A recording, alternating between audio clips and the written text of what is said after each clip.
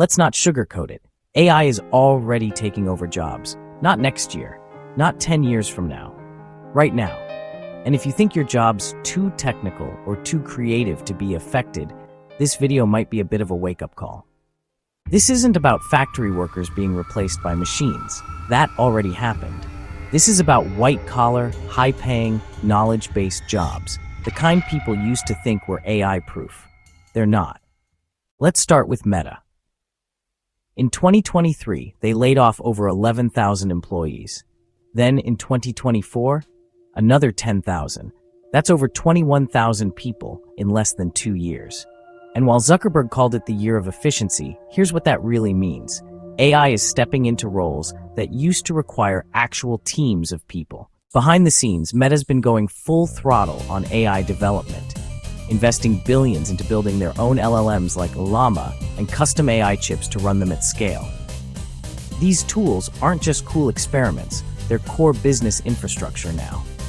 Meta uses them to optimize ad placement, flag harmful content, streamline customer service, and even handle internal communications. Entire departments that once handled these workflows are being trimmed or eliminated because AI can now do it better, or at least cheaper.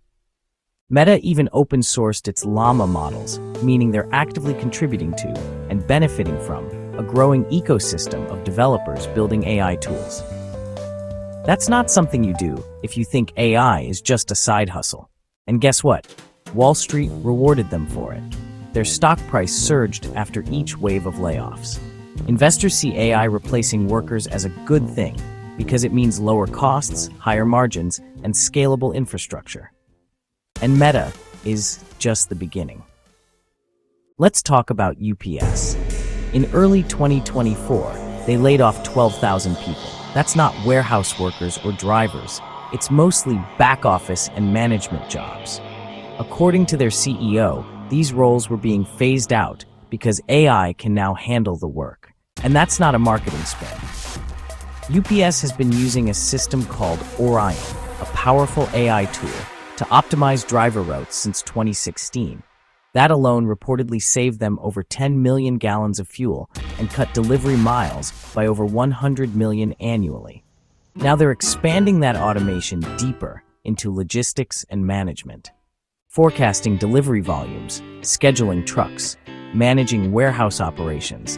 Things that used to need dozens of planners now take just a few dashboards and algorithms. FedEx and DHL are doing the same thing. Amazon, even further ahead.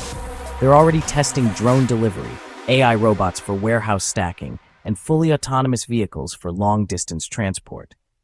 This isn't a tech trend, it's an industry shift. One company does it, cuts costs, and beats competitors. The others follow or die. Now let's get into cybersecurity. CrowdStrike is one of the top dogs in that space. They describe themselves as AI native. That's not just buzz, it's their entire edge. Their Falcon platform uses AI and machine learning to detect and neutralize cyber threats in real time. This used to require teams of human threat analysts. Now, algorithms do the work faster, with fewer errors and across way more endpoints than a human team could handle. And they're not alone. IBM's Watson is now used in security operations centers to prioritize threats and recommend actions based on historical data.